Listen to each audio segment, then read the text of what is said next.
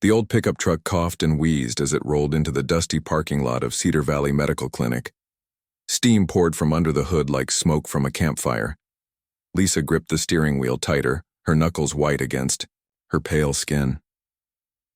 In the back seat, baby Sophie slept in her car seat, completely unaware that their world was falling apart. The truck shuddered one last time and died. Lisa turned the key again and again, but nothing happened. Not even a click. She pressed her forehead against the steering wheel and felt tears building up behind her tired eyes. 3 days of driving with almost no sleep, living on gas station snacks and whatever money she had left from cleaning out her savings account. She looked back at Sophie through the rearview mirror. The 3-month-old baby looked so peaceful, her tiny chest rising and falling with each breath. Lisa's heart ached thinking about what they'd been through, what they'd escaped from, what might still be coming for them. The medical clinic was small and looked like it had been built decades ago. The white paint was peeling, and the sign out front was faded from years of sun and snow. But it was open, and that was all that mattered right now. Sophie needed her vaccinations, and Lisa needed to make sure her daughter was healthy after their long journey. Lisa carefully unbuckled Sophie from her car seat, trying not to wake her. The baby stirred a little but settled back into sleep when Lisa held her close. Lisa grabbed the diaper bag with one hand and locked the truck with the other, though she wondered if it would ever start again. The clinic's waiting room was small but clean. An older woman sat behind the reception desk, her gray hair pulled back in a neat bun. She looked up when Lisa walked in and smiled warmly. "Good morning, dear. How can I help you today?" Lisa shifted Sophie to her other arm. "My daughter needs her 3-month checkup. We don't have an appointment, but I was hoping—" "Of course, honey. Dr. Williams can see you in about an hour. Just fill out these forms." The receptionist handed Lisa a clipboard with several papers attached. Lisa found a seat in the corner and started filling out the paperwork. Name, address, insurance information. She paused at the address line. They didn't have one anymore. The apartment they'd shared with David was behind them now, along with everything else from their old life. She wrote, "Currently relocating," in neat handwriting, and moved on to the next question. An hour felt like forever when you're exhausted and worried. Lisa tried to stay awake, but the warm waiting room and comfortable chair made her eyelids heavy. Sophie woke up once for feeding, and Lisa was grateful the other patients didn't seem to mind a crying baby. Finally, a nurse called their names. Dr. Williams was a kind man in his 60s who reminded Lisa of her grandfather. He examined Sophie carefully, checking her weight and length, listening to her heart, testing her reflexes. "She's a healthy little girl," he said with a smile. "Beautiful too. She looks just like her mama." Lisa felt some of the tension leave her shoulders. At least Sophie was okay.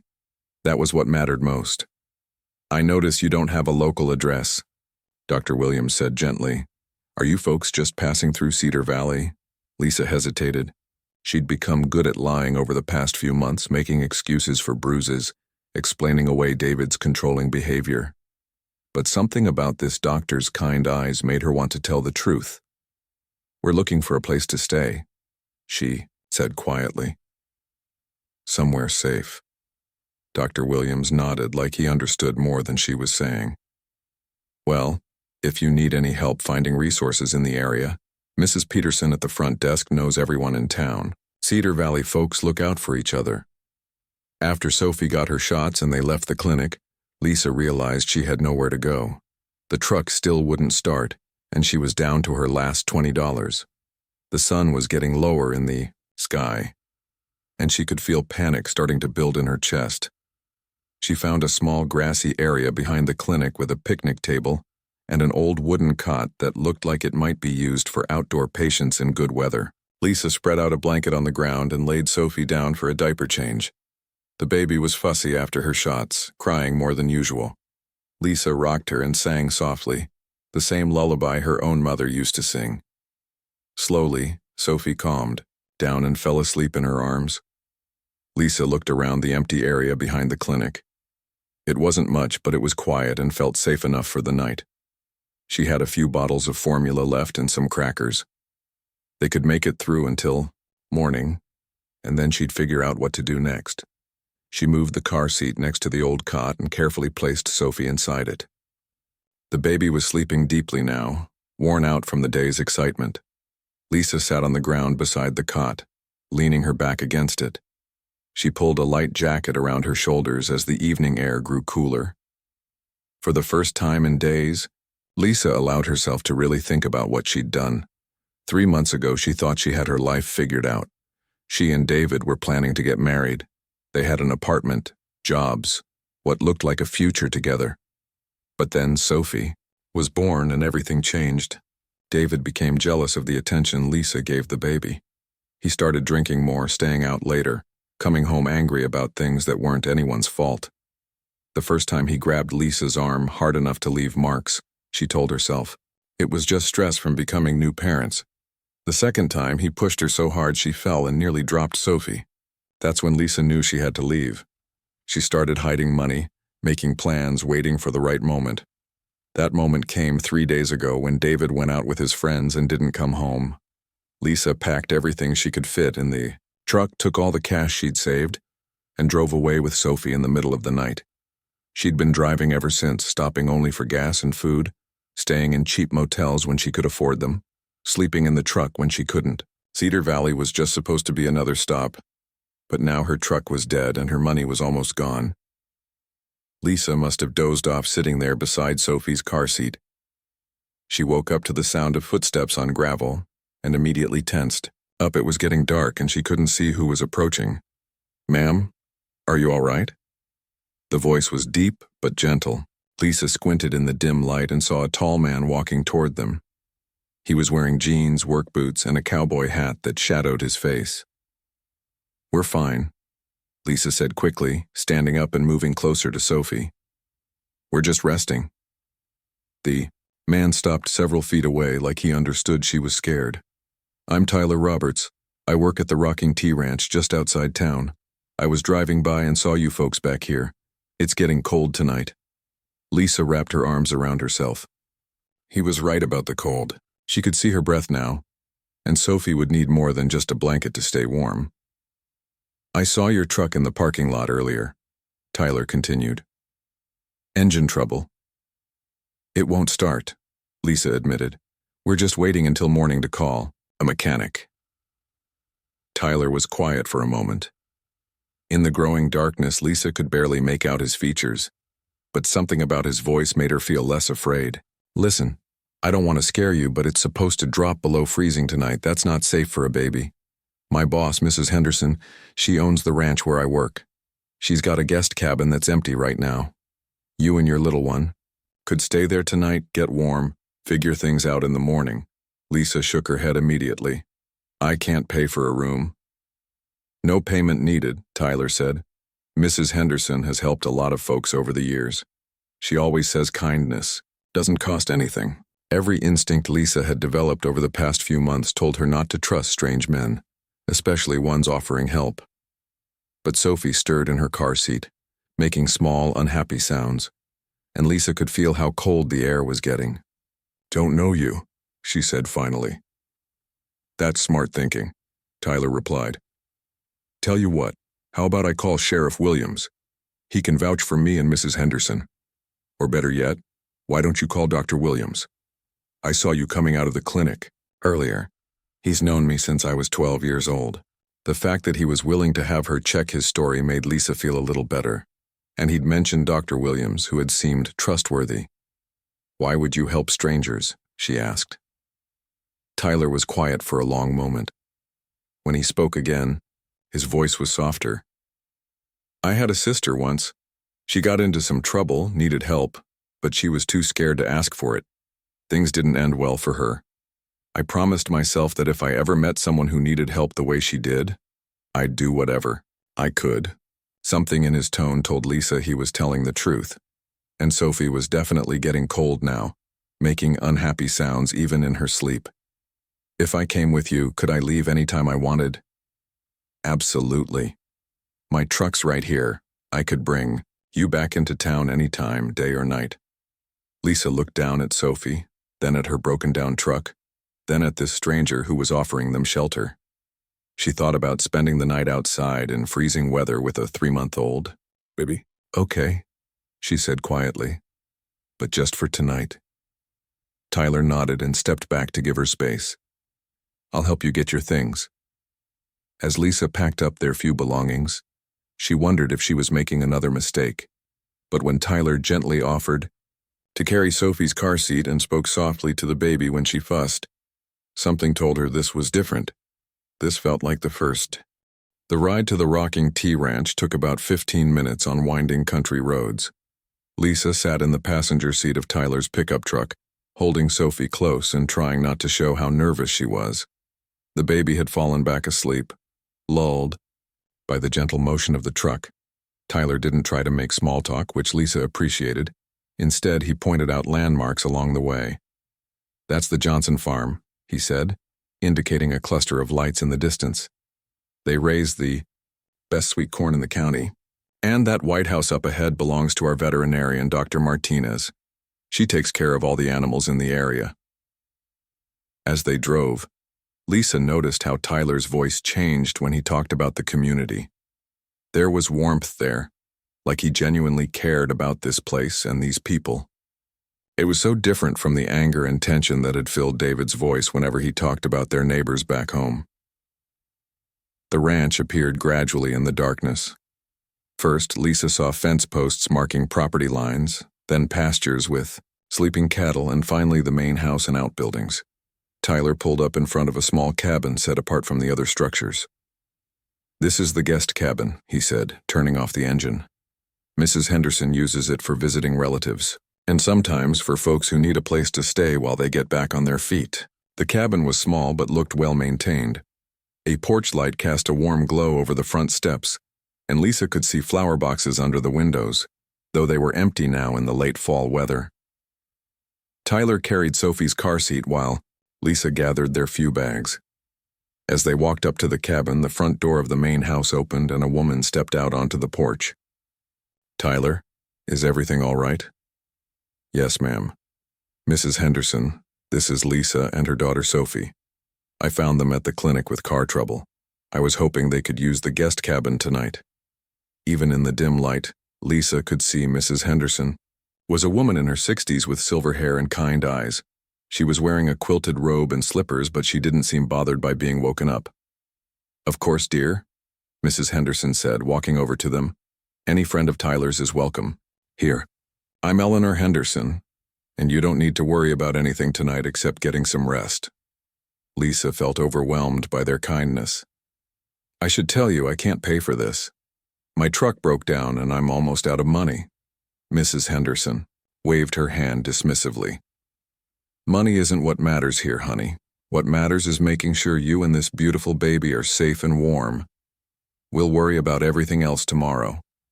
Tyler unlocked the cabin door and switched on the lights. Inside, Lisa was surprised by how cozy and clean everything was. There was a small living room with a comfortable-looking couch, a kitchenette with basic appliances, and she could see a bedroom and bathroom down a short hallway. "The heat's already on," Tyler said, adjusting the thermostat. "And Mrs. Henderson keeps the kitchen stocked with basics, milk, bread, eggs, that sort of thing." Mrs. Henderson appeared in the doorway with an armload of blankets and towels. "I thought you might need these. And Tyler, could you bring in that portable crib from the storage room? I think it might work for the little one." As Tyler went to get the crib, Mrs. Henderson sat down on the couch and gestured for Lisa to join her. "How old is your daughter?" 3 months, Lisa said, settling down with Sophie still sleeping in her arms. "She's precious. You must be exhausted traveling with a baby. Are you heading somewhere specific or just looking for a fresh start?" Lisa hesitated. She'd gotten good at making up stories, but something about Mrs. Henderson's gentle manner made her want to be honest. "We left a bad situation," she said quietly. "I'm looking for somewhere safe to raise Sophie, somewhere we can build a life." Mrs. Henderson nodded like she understood. "Sometimes leaving is the hardest part. But you did it, and that takes real courage." Tyler returned with a portable crib and set it up in the bedroom. "This should work for tonight," he said. Tomorrow we can figure out whatever else you need." After Mrs. Henderson and Tyler left, Lisa found herself alone in the cabin with Sophie. The silence felt strange after days of constant noise from the truck's engine, traffic, and cheap motel rooms. This was the kind of quiet that came from being truly safe. She fed Sophie and changed her diaper, then settled the baby in the portable crib. Sophie fussed for a few minutes but eventually fell into a deep sleep. Lisa stood by the crib for a long time, just watching her daughter breathe and feeling grateful that they'd made it through another day. The next morning, Lisa woke up to sunlight streaming through clean windows. For a moment she forgot where she was and felt a spike of panic. Then she remembered the events of the previous night and felt her heartbeat slow down. Sophie was awake in her crib, making happy baby sounds and looking around at the unfamiliar ceiling. Lisa picked her up and went to the kitchen to warm a bottle. Through the window over the sink she could see the ranch spread out in the morning light. It was beautiful in a way Lisa had never experienced before. Rolling pastures stretched to the horizon, dotted with cattle and horses.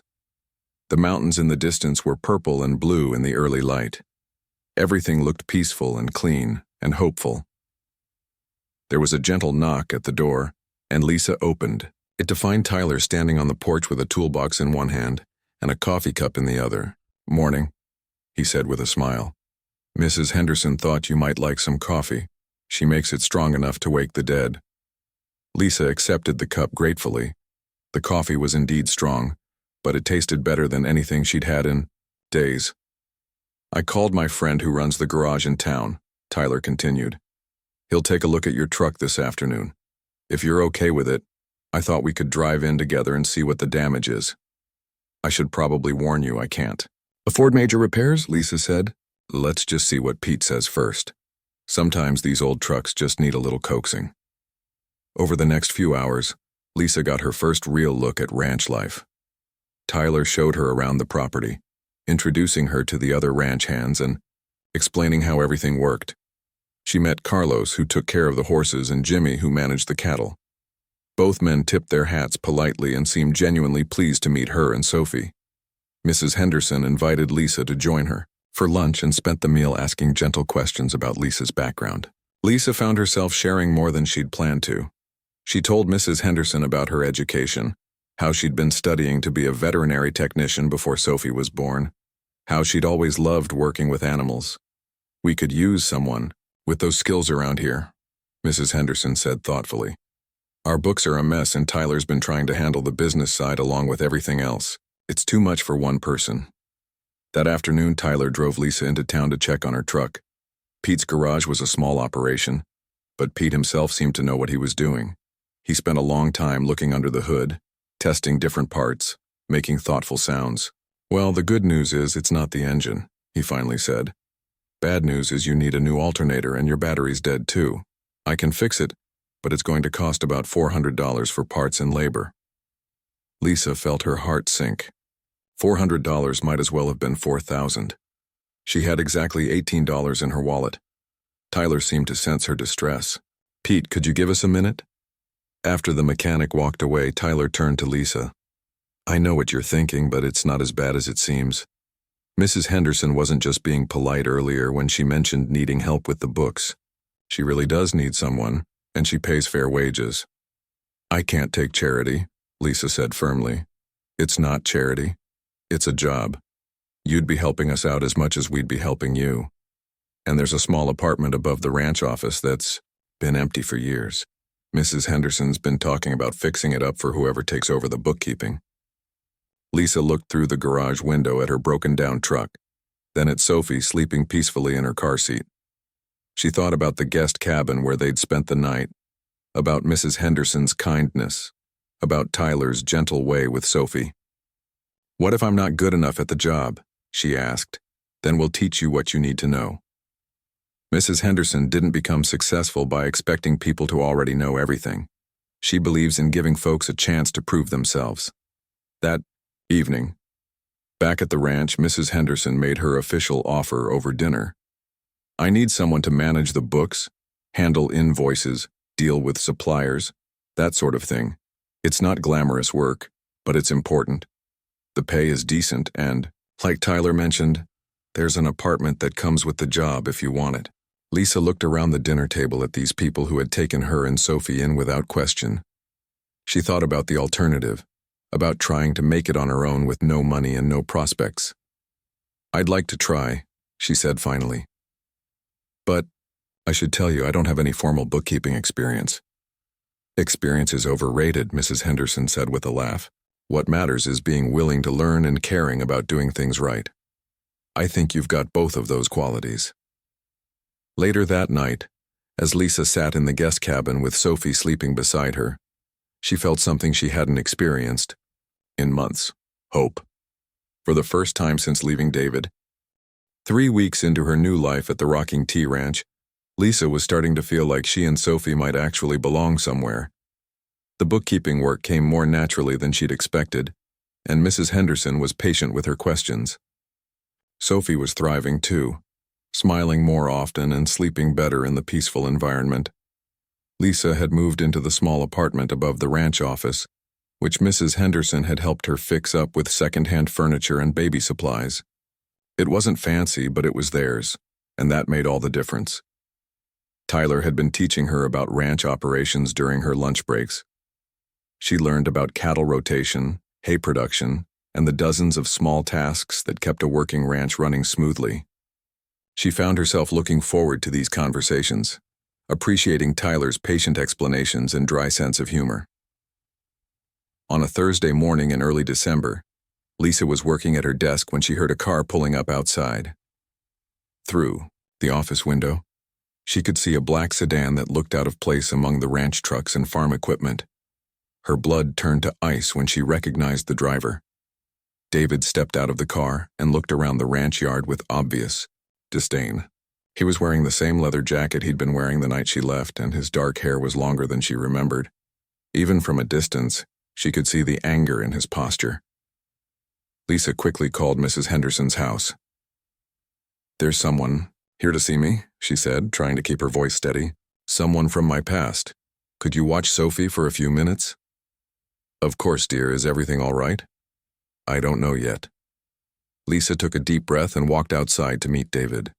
She stopped several feet away from him, keeping the office door open behind her in case she needed to run.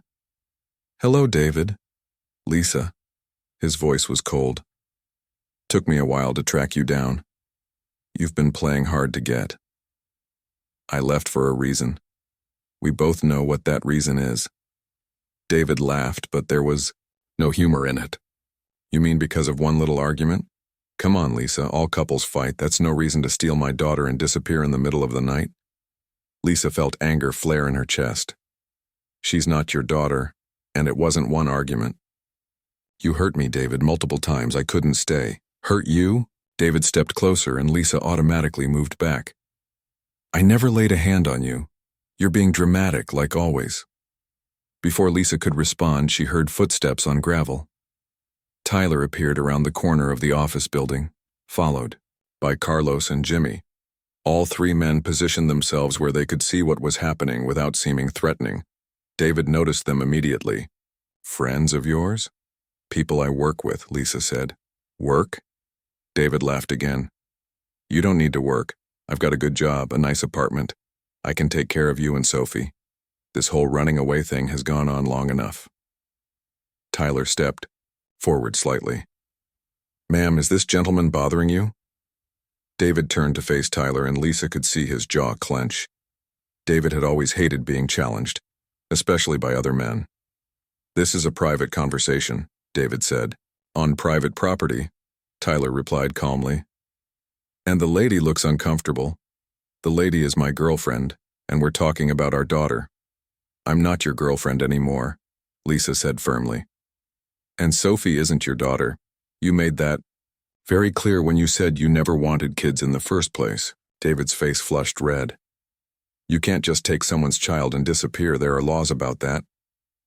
Mrs. Henderson's voice came from behind Lisa. "Is there a problem here?" Lisa turned to see Mrs. Henderson walking toward them with Sophie in her arms. The older woman's expression was calm but watchful. "No problem at all," David said, putting on the charming smile Lisa remembered from when they first met. "I'm David Chen, Lisa's boyfriend. I've been worried sick about her and our daughter.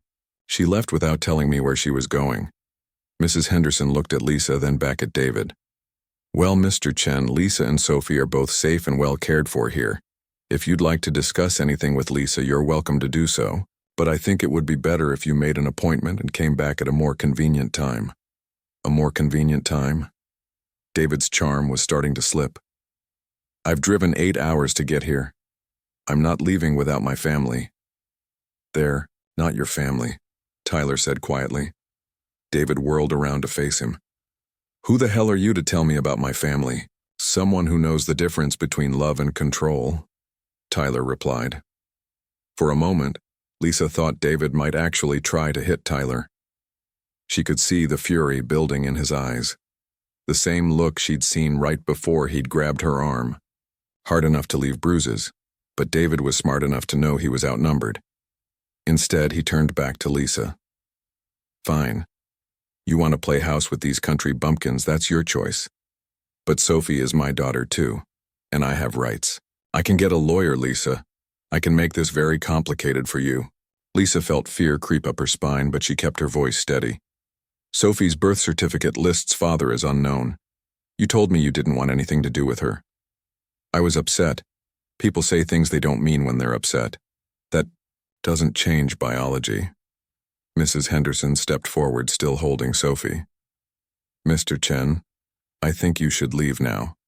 If you want to pursue legal action, that's your right, but you'll need to do it through proper channels. This is private property and you're not welcome here." David looked around at the group of people facing him. Lisa could see him calculating his options, trying to figure out how to regain control of the situation. "This isn't over," he said finally. "Lisa, you can't run forever. Sooner or later you're going to have to face reality." "I am facing reality," Lisa replied. "For the first time in months." After David drove away, Lisa felt her legs go weak. Tyler caught her arm and helped her sit down on the office steps. "You okay?" he asked. Lisa nodded, though her hands were shaking. "I knew this might happen. I just hoped I'd have more time." Mrs. Henderson sat down beside her, still holding Sophie. "Honey, do you think he'll really try to take legal action?" "I don't know. David likes to make threats, but following through takes effort. He might just be trying to scare me into coming back." "Well, either way, you're not facing this alone," Mrs. Henderson said firmly. "Tyler, could you call Sheriff Martinez? I want to document this visit in case we need it later." Over the next few days, Lisa tried to go back to her normal routine, but she found herself constantly looking over her shoulder. Every car that drove past the ranch made her nervous. Every phone call to the office made her jump. Tyler noticed her anxiety and started making excuses to check on her throughout the day. He'd bring her coffee, ask questions about the books, or just stop by to chat. Lisa appreciated his concern, but she felt guilty for bringing trouble to people who had been nothing but kind to her. A week after David's visit, Sheriff Martinez stopped by the ranch with news. "I did some checking on your friend Mr. Chen," he told Lisa. "Turns out he's got a record.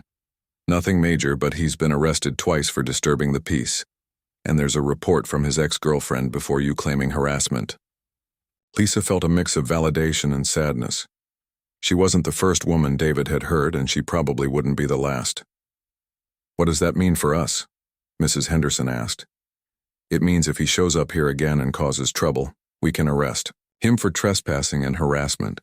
It also means if he tries to claim parental rights, a judge is going to take a very close look at his character." Sheriff Martinez turned to Lisa.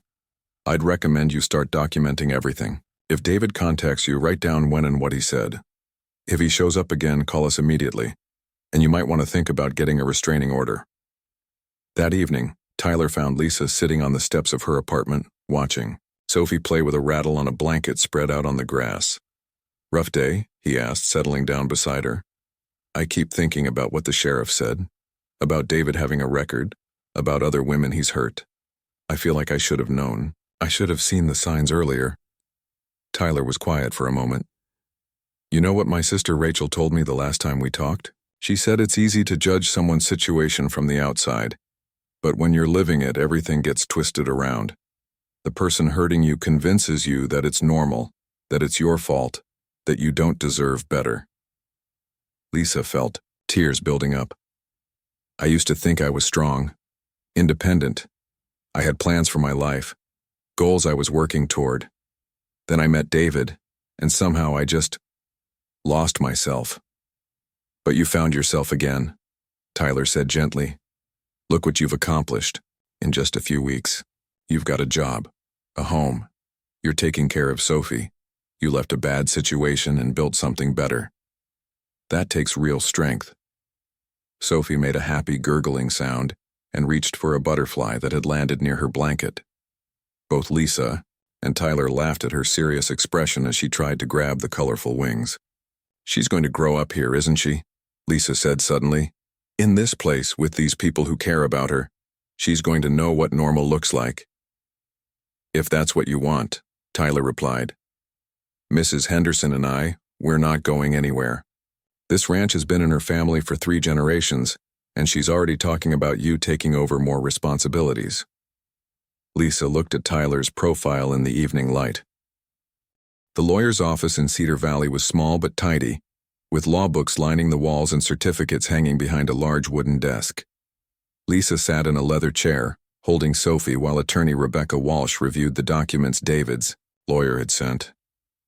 Well, the good news is that his case is weaker than he thinks, Rebecca said, looking up from the papers.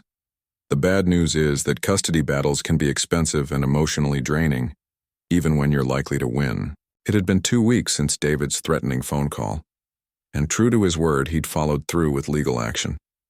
Lisa had received official papers demanding shared custody of Sophie, along with a list of accusations about her fitness as a mother. Tyler sat beside Lisa, his hat in his hands. Mrs. Henderson was there too, having insisted on paying for Lisa's legal representation despite Lisa's protests. What exactly is he claiming? Tyler asked. Rebecca flipped through the papers. The usual things men like this claim when they want to control their ex-partners. He's saying Lisa is unstable, that she kidnapped the child, that she's living in an inappropriate situation. She looked up at Lisa. He's particularly focused on your living arrangement here at the ranch. Lisa felt her cheeks flush. There's nothing inappropriate about it. I have my own apartment, my own job. I know that, and any reasonable person would know that. But David's lawyer is trying to paint a picture of you living with unmarried men in what he's calling an unconventional household. It's outdated and sexist, but some judges still buy into that kind of thinking. Mrs. Henderson leaned forward. What can we do to fight this? Several things. First, we document everything. Lisa's employment, her living situation, Sophie's health and well-being. We get character references from people in the community. We also dig deeper into David's background and see what else we can find. Rebecca turned to Lisa. I need you to be completely honest with me about your relationship with David. Every incident of violence or threats, even if you didn't report them at the time. Over the next hour, Lisa found herself reliving the worst months of her life. She told Rebecca about the jealousy, the controlling behavior, the escalating violence. Tyler's jaw grew tighter with each story, and Lisa could see him struggling to stay calm. This is all helpful, Rebecca said finally. But I have to ask about something David's lawyer mentioned. He claims you were emotionally unstable after Sophie's birth, that you threatened to hurt yourself. Lisa felt like she'd been punched. That's not true. I never said anything like that. Are you sure?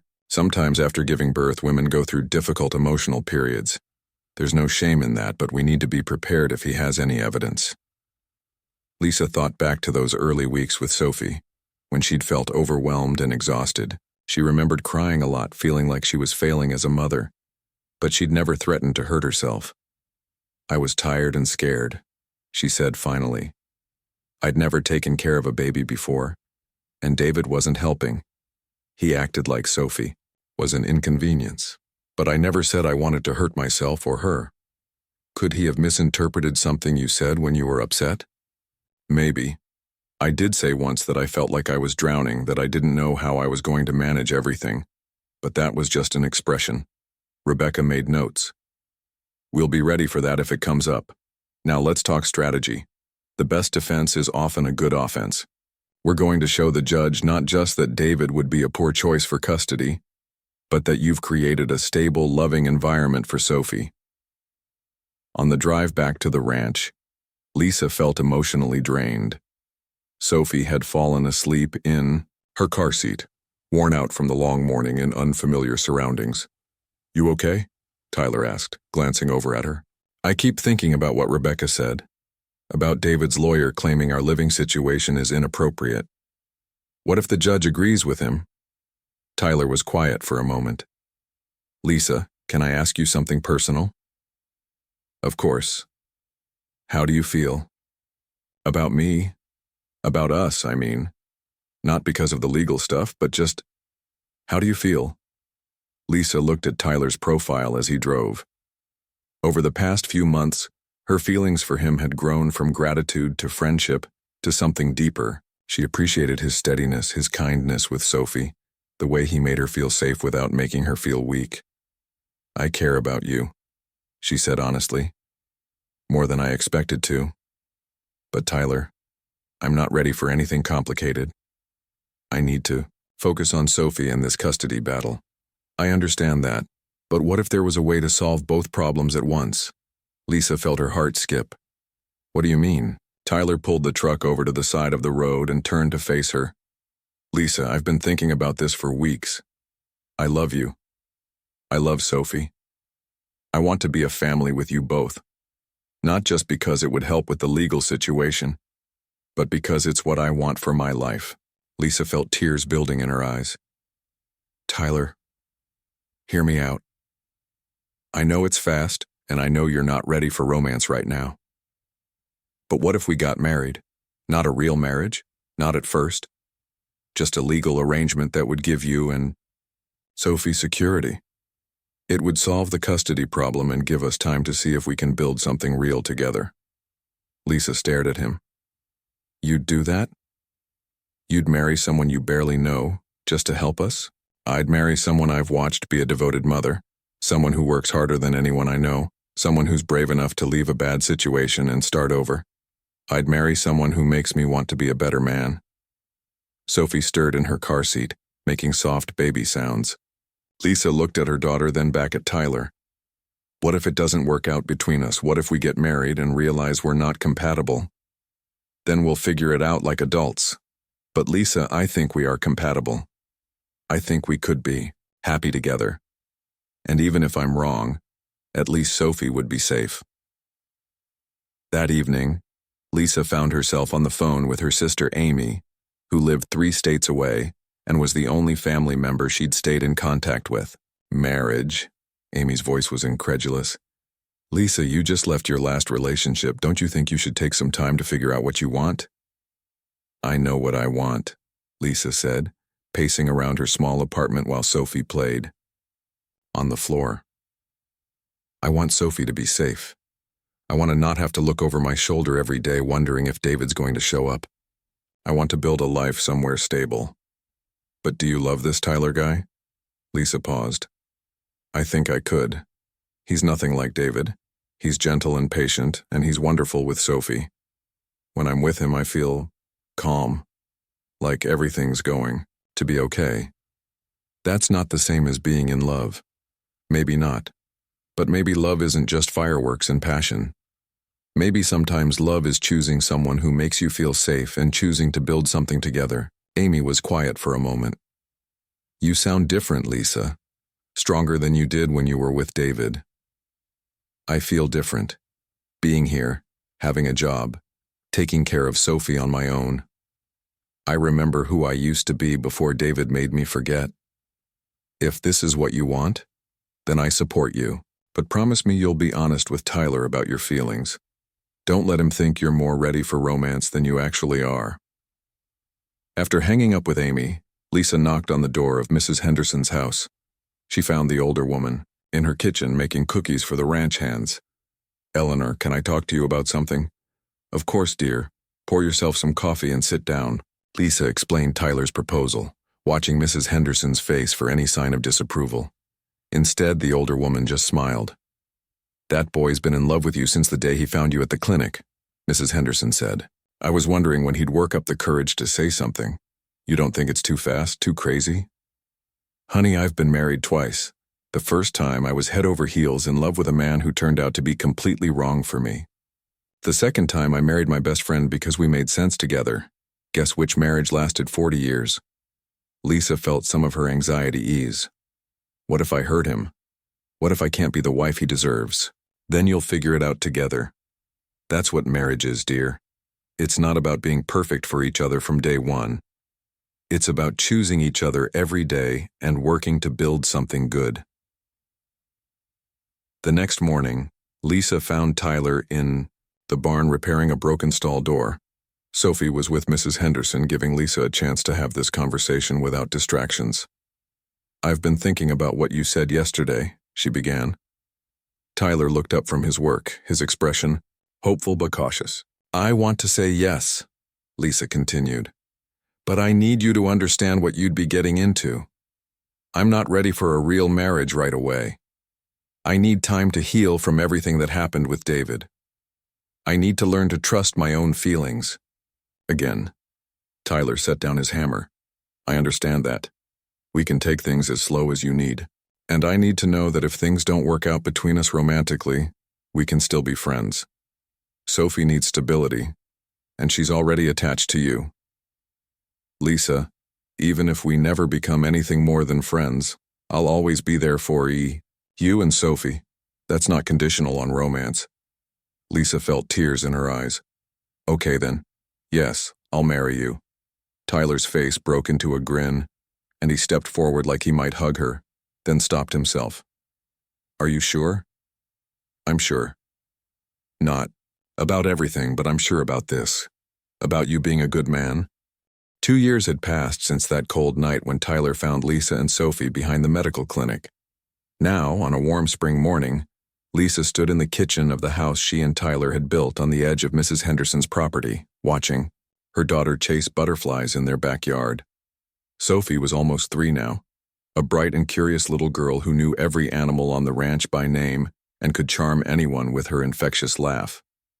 She still called Tyler Daddy, a title he'd earned through countless bedtime stories, scraped knee comfort sessions, and patient explanations of how tractors worked.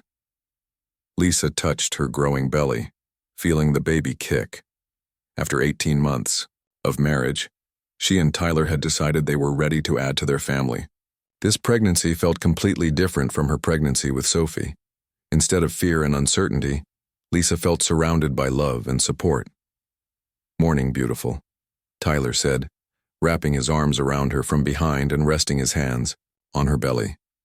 "How are you and little one doing today?" "We're good. The baby's been active all morning. I think he or she is going to be as energetic as Sophie." Tyler laughed. "Heaven help us if that's true. One Sophie is already more than most people can handle." Through the window, they watched Sophie discover a patch of dandelions and immediately start picking them, no doubt planning to present Lisa with a bouquet of weeds. The custody battle with David had ended 14 months ago in a way none of them had expected. The paternity test Rebecca had suggested revealed that David was indeed Sophie's biological father. But by that time, his behavior during the legal proceedings had destroyed any sympathy the judge might have had for him. David had shown up to court hearings drunk, had been arrested for violating a restraining order Lisa had obtained, and had made threats against Tyler that were recorded by the sheriff's department. In the end, the judge had terminated David's parental rights entirely, citing his pattern of harassment and instability. Tyler had immediately petitioned to adopt Sophie, a process that was finalized 6 months ago. Now Sophie's birth certificate listed Tyler Roberts as her legal father, and David was officially out of their lives forever. "I was thinking," Tyler said, nuzzling Lisa's neck, "maybe we should start planning the adoption paperwork for this little one too. Make everything official from the beginning." Lisa turned in his arms. "You'd want to do that?" "Lisa, this baby is ours, not because of biology, but because we're choosing to be a family. I want my name on the birth certificate. I want to be this child's father in every way that matters." Lisa felt tears building in her eyes. though she blamed it on pregnancy hormones. "I love you," she said simply. "I love you too. Both of you. All of you," he corrected, patting her belly gently. Their relationship had developed slowly but steadily over the past 2 years. The marriage that had started as a practical arrangement had gradually become something deeper and more real. Lisa had learned to trust Tyler's steadiness, while Tyler had patiently waited for Lisa to heal from her past trauma. The turning point had come about 8 months after their courthouse wedding. Lisa had woken up from a nightmare about David, shaking and crying. Instead of trying to comfort her with words, Tyler had simply held her until the fear passed. When she'd finally calmed down, she'd realized something had shifted. The fear was still there, but it no longer controlled her. "I think I'm ready," she'd whispered to Tyler in the darkness. "Ready for what?" "To be your wife. Really your wife." Tyler had cupped her face in his hands. "Are you sure? There's no rush, Lisa. I can wait as long as you need. I don't want to wait anymore. I want to build a real life with you." Their first real kiss had been tentative and sweet, full of promise rather than desperation. Making love with Tyler was nothing like her experience with David. There was no possessiveness or control, just tenderness and patience and a desire to make her feel cherished. Now, watching Tyler play with Sophie while breakfast cooked on the stove, Lisa marveled at how completely her life had changed. She thought about the terrified young woman who had collapsed behind the clinic, convinced she had nowhere to go and no one to turn to. "Mama! Daddy! Look what I found!" Sophie burst through the back door with a handful of dandelions and something cupped in her other palm. "What is it, sweetheart?" Lisa asked, bending down to Sophie's level. Sophie opened her palm to reveal a tiny frog, no bigger than her thumb. "He was in the garden. Can we keep him?" Tyler knelt beside them. "Well, little frogs like this one need to live outside where they can find the right food and water, but we can visit him in the garden whenever you want." Sophie considered this, seriously, then nodded. "Okay, but can I show him my room first?" Lisa and Tyler exchanged amused glances. This was classic Sophie, wanting to share everything she loved with everyone she met. After they'd helped Sophie return the frog to the garden and convinced her that dandelions made better gifts for people than for amphibians, Lisa settled down to work on the ranch's books. Her bookkeeping skills had improved dramatically over the past 2 years, and she'd even taken some online courses in business management. Mrs. Henderson, now in her 70s, had gradually been turning over more responsibilities to Lisa and Tyler. They were essentially running the ranch now, with Mrs. Henderson serving as an advisor and enjoying her semi-retirement. The arrangement worked well for everyone. Mrs. Henderson got to stay on the land she loved without the stress of daily management, while Lisa and Tyler were building equity in a business they cared about. The plan was for them to eventually buy the ranch from Mrs. Henderson, keeping it in the family she'd created, rather than the one she'd been born into. Around noon, Lisa was reviewing supply invoices when she heard a car pull up outside the office. Through the window, she saw a small sedan with out-of-state plates. Her first instinct was always to worry when strangers showed up, but she reminded herself that David was no longer a threat. A young woman got out of the car, looking around uncertainly. She was probably in her early 20s with dark hair and tired eyes. In her arms, she carried a baby who couldn't have been more than a few months old. Lisa stepped outside. "Can I help you?" The young woman looked nervous. "I'm sorry to bother you. I was told someone here might be able to help me. My name is Rachel, and this is my son, Kevin. We need somewhere safe to stay." Lisa felt her heart clench. The desperation in Rachel's voice was achingly familiar. "Who told you to come here?" "A nurse at the clinic in town. She said there was a woman here who might understand my situation. Someone who'd been where I am now." Lisa realized the young woman must be talking about Janet, one of the nurses at the medical clinic where Sophie received her checkups. Lisa had become friendly with the staff there, and had shared her story with a few of them. "Why don't you come inside and we can talk?" Lisa said gently. Over the next hour, Rachel told a story that was heartbreakingly similar to Lisa's own experience. An abusive boyfriend, escalating violence, a terrifying escape in the middle of the night with her baby. "I've been driving for 2 days," Rachel said, rocking little Kevin as he fussed. "My car's almost out of gas, and I have maybe $30 left. I don't know what I'm going to do." Lisa thought about the guest cabin where she and Sophie had spent their first night at the ranch. Mrs. Henderson had since started using it as a regular refuge for women in Rachel's situation, though they kept quiet about it to avoid attracting unwanted attention. "Let me make a phone call," Lisa said. Mrs. Henderson's response was immediate and predictable. "Of course she can stay in the cabin. Poor dear. Bring her up to the house for lunch, and we'll get her settled." That evening, after Rachel and Kevin were settled in the guest cabin, Lisa found Tyler on the porch of their house. Sophie was inside watching cartoons before bedtime, and they had a rare moment of quiet together. "Brings back memories, doesn't it?" Tyler said, pulling Lisa down beside him on the porch swing. "It does. I keep thinking about how scared I was that first night, how sure I was that I'd made a terrible mistake trusting you. And now?" Lisa leaned against Tyler's shoulder. "Now I know it was the best decision I ever made. Not just for me, but for Sophie too. She's going to grow up knowing what healthy love looks like." Tyler was quiet for a moment. "Do you think Rachel will stay?" "I don't know." Mrs. Henderson offered her the same deal she offered me, helping with the books in exchange for room and board. Rachel has a college degree in accounting, so she's probably overqualified, but sometimes people need time to remember who they are before they can figure out what they want to do next. Like you did. Like I did. They sat in comfortable silence, watching the sun set over the mountains. Lisa thought about the journey that had brought her here, from that terrified young mother to a woman who was confident in her choices and secure in her family's love. "Tyler, do you ever wonder what would have happened if you hadn't driven past the clinic that night?" Tyler considered the question seriously. "Sometimes. But I think we would have found each other eventually. Maybe not that night, maybe not in that way, but somehow. Some things are just meant to be." Lisa smiled. "That's very romantic for a practical cowboy." "Being married to you has made me more romantic." Sophie's voice called from inside the house. "Mama, Daddy, come see." They found her in the living room, pointing excitedly at the television.